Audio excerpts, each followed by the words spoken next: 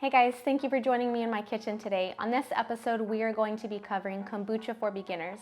But before I begin, I wanted to invite you guys to subscribe to my channel. Starting this month, I'm going to be sending out a monthly email with recipes that are going to be included in my ebook.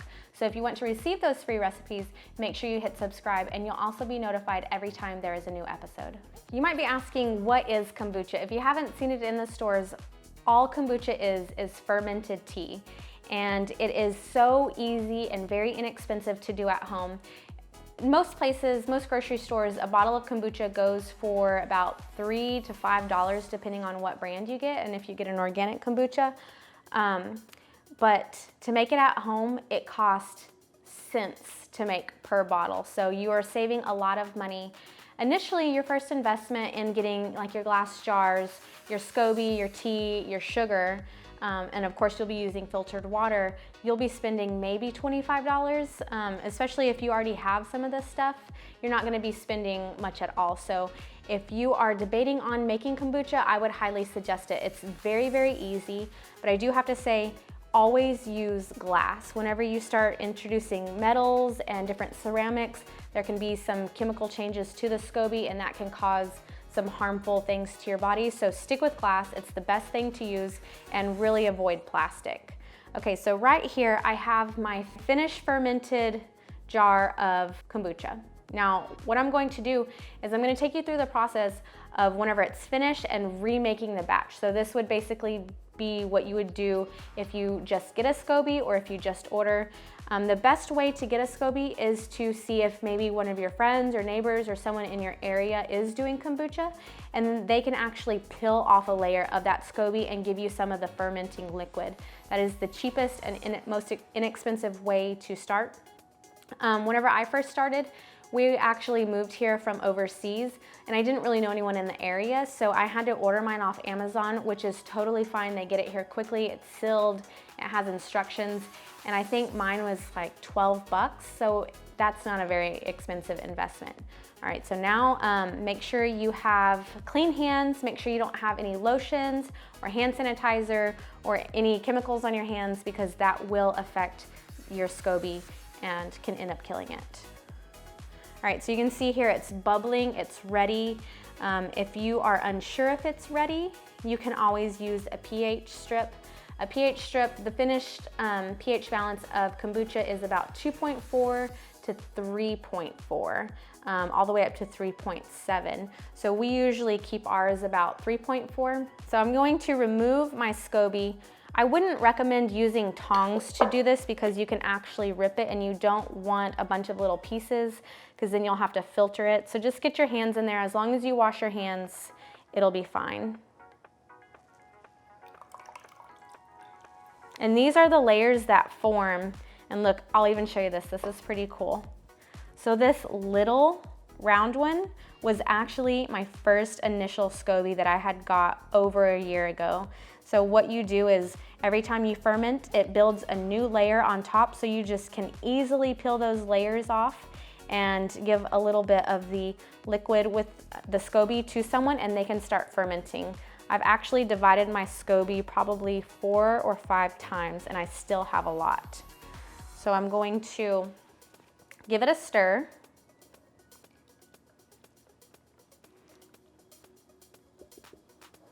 I'm gonna reserve 1 to 2 cups of this liquid with the Scoby. Might have to get a cup to reserve some more.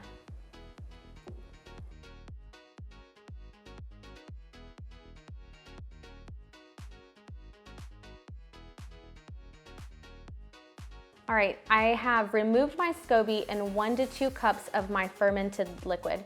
Now remember, this is the process of if you already have a batch going. And here in a second, I will cover starting a completely new batch of kombucha.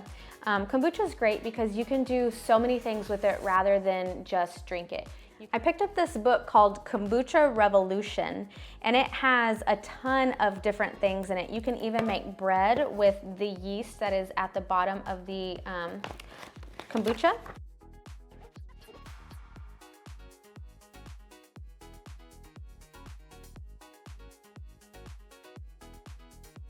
So I gave my kombucha a good stir. There is bacteria and yeast, and whenever you mix it up, it just evenly distributes it so every bottle will have an even amount.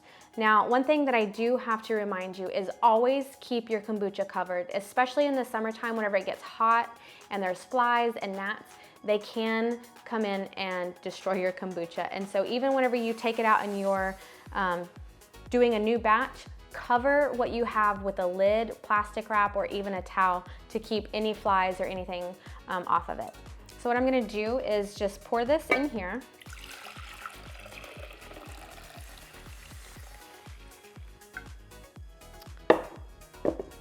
And I'm going to grab my bottles that I'm going to be drinking from pretty much.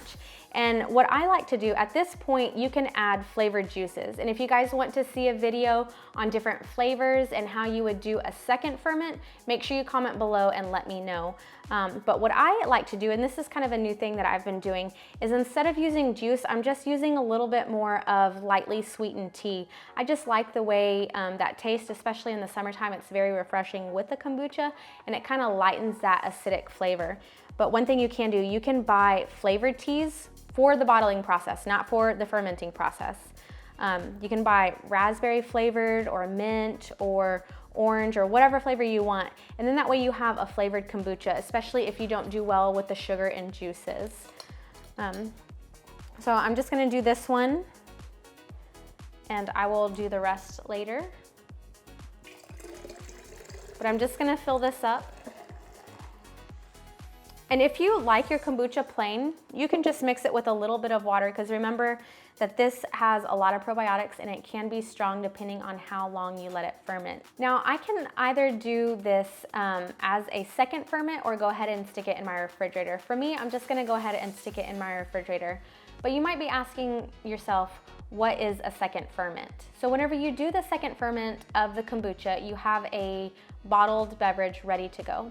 And you typically add a sweetened liquid, juice, or you can even do fresh fruit or dehydrated fruit.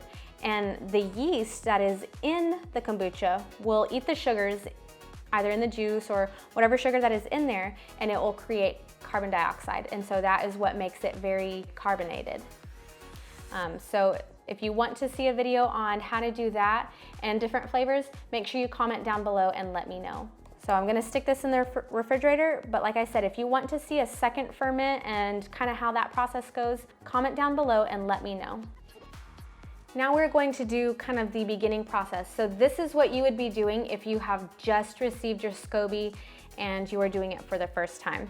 So you have your glass jar, it's completely clean. You don't have to boil it or stick it in the oven. Just wash it with really hot water and soap and make sure you rinse it and wipe it out really well with a clean towel.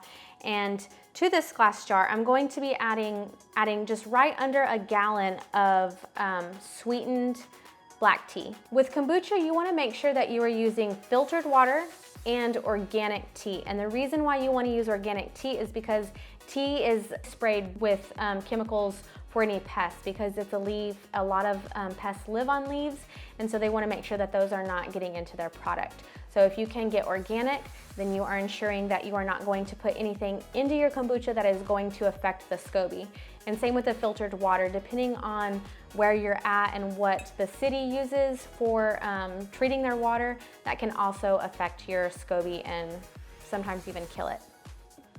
So I have room temperature sweetened iced tea. And it's typically, if you're using the little tea bags, six or seven tea bags, 1 cup of water, and 1 cup of sugar. So I added that in there. Then I'm going to add my fermented liquid into that. And you only need 1 to 2 cups.